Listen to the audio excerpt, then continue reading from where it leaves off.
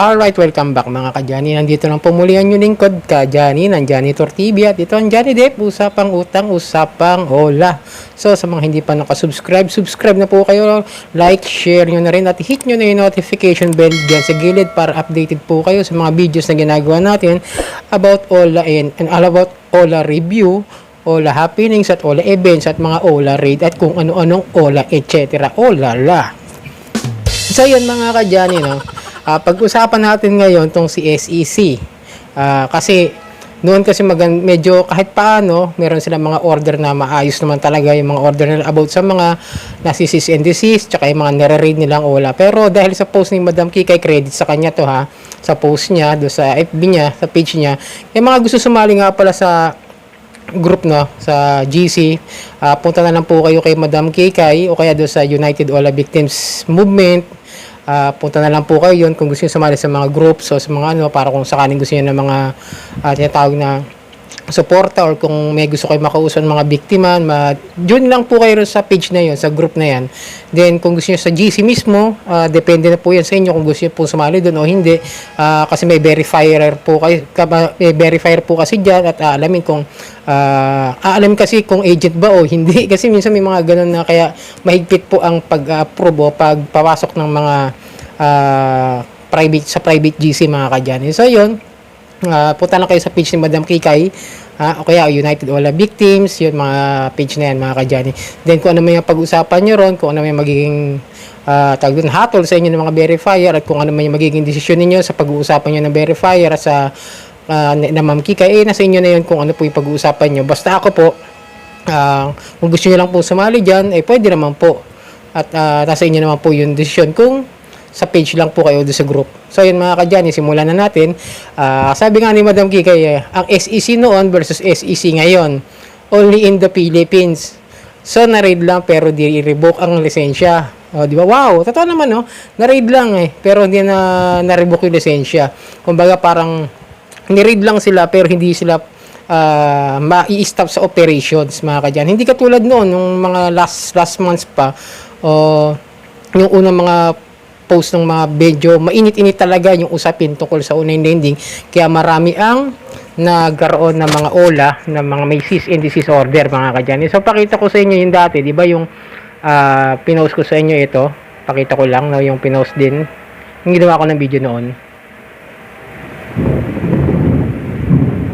Wow, lakas ng kulog, malakas sa ulan. Teka lang. Ayan, mga ka-Johnny. So yan, so yung mga na bigyan na cease and desist order, ito mga yan, mga ka-Johnny, ito yung sinabi ng SEC noon.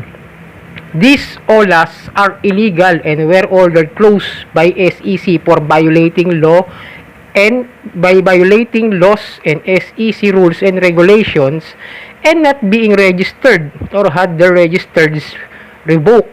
If you have any of these OLAs, you don't have to worry no more, as they, the company, their employees, or any representative have been ordered to cease and desist any operations, including debt collection. Diba?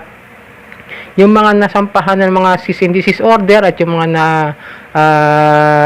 labag sa mga regulations ng SEC, tsaka yung mga rules nila, ngayon, hindi na nila pwedeng pasingilin, ika nga yung mga na-revoke, yung mga na-orderan ng ganito. Pero bakit patuloy pa rin yung kanilang mga ginagawa, di ba? Ibig sabihin, wala bang alam ang ano rito, ang SEC na in-order na nga nila cease and desist pero parang hindi naman na-actionan or kung ano man, di ba? Tapos ito pa yung sinabi ayon dun sa Rappler, mga ka-Johnny.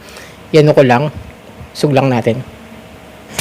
So yun mga ka-Johnny, ito yung sinabi noon sa Rappler na balita, ayon nga kay Ma'am Kikay, nasa nasa page niya kung sa yung link ng balita na ito ng Rappler. So SEC issued a memorandum circular preventing unfair debt collection practices in August. Kimyo stressed that companies that have been subject to raids can still collect debt. Naintindihan nyo ito? Tagalogin na lang ayon sa kanila, ayon sa kay Attorney Kimyo. Tungkol sa kanilang mga pautang, maaari pa rin silang maningil dahil ang mga utang ay nangyari bago ma-raid o bago mag-raid at ang mga ito ay base sa kontrata o contract of loan. Hindi mabubura ang mga utang dahil na-raid ang isang OLA. Ibig sabihin ngayon mga kadyani, yung mga na-read na golden coin na yan, yung apat na lending companies na yan o OLA na yan, ay maniningil pa rin talaga ng pautang kahit na-raid na sila, lalo na kung hindi pa sila nare-raid noon. Ngayon pa nga lang na-raid na sila, di ba? Tingnan nyo lang yung common sense doon, yung logic doon. Na-raid na nga, still operating pa rin. Kaka-raid nga lang kung kinagabihan, October 21, nabukasan, naniningil na agad sila. Operating pa rin sila, nagpapautang pa rin sila. Di ba? Paano yun, yung mga nagpautang na bago after no raid? Siyempre alam na ng mga tao na na-raid na tapos nagpapautang pa rin. Di ba yung common sense nasaan? Yung logic doon, di ba parang wala? Parang na-rig na nga, tapos pagbibigyan pa, di sana ipinahinto muna ng SEC talaga, binigyan talaga ng talagang cease and desist order o i-revoke agad, dahil nga yung sa pagkakaalam ko, itong Golden Coin Lending Company ay dating yung Treasure Bowl Lending, di ba mga kadyani? Tapos ginawa lang Golden Coin dahil nga sa mga reklamo yata noon, tapos papalitan nila ng pangalan ng Golden Coin na hindi naman pa pala na i-approve pa yung kanilang registration doon sa SEC. Kaya ibig sabihin yung Golden Coin na yon is illegally operated pa rin dahil hindi pa na-approvehan yung kanilang rehistro sa pagpalit ng pangalan ng Golden Coin. Yun ang pagkakasabi doon sa Red. Kung pakinggan nyo yung sa mga balita ni Captain Sabino doon sa pagkakaread, parang nag-a-apply pa lang sila for registration. Yun yung narinig ko sa mga balita na yon. So yun, kaya nakakapagtaka na maniningil pa rin. Ibig sabihin, sa umpisa pa lang, yung Golden Coin is illegally operated na dahil nga hindi pa na-i-approve. Di ba? Yun lang yung question doon. Tapos ngayon, babayaran pa rin yung mga utang ng hindi pa na-raid. Yun nga ang problema. Dahil kahit na-raid na, nagpapautang pa rin sila at naniningil. O nasaan yung yung justice doon na hindi pa rin maipasara, hindi man lang hindi na nga na-revoke, hindi pa mapa-stop. So may, alam niyo na, may something, di ba mga kadyani? So yun, ito yung isi-share ko sa inyo, kaya nga sabi ko, nagtataka rin ako bakit hindi pa pala na-register ito or hindi pa na-i-update ng SEC yung registration nila, nag-ooperate na. Diba pa, bagay, only in the Philippines, ika nga mga kadyani, hindi katulad ng ibang bansa talaga na pagdating sa mga ganitong bagay, iba nga sa bagay, sa India parang gano'n nga, di ba? So, sa inano ko sa engineer ko, yan din yung problema nila sa mga OLA, sa mga ganitong klase ng mga bansa na may tinatawag na third world country. Ang hirap ang hirap sugpuin dahil nga may alam na ibig sabihin dito sa mga kalakala na ito mga kadyani. So yun, itong new lingkod kadyani ng Janitor TV at ito ang Johnny Depp, usapang utang, usapang OLA.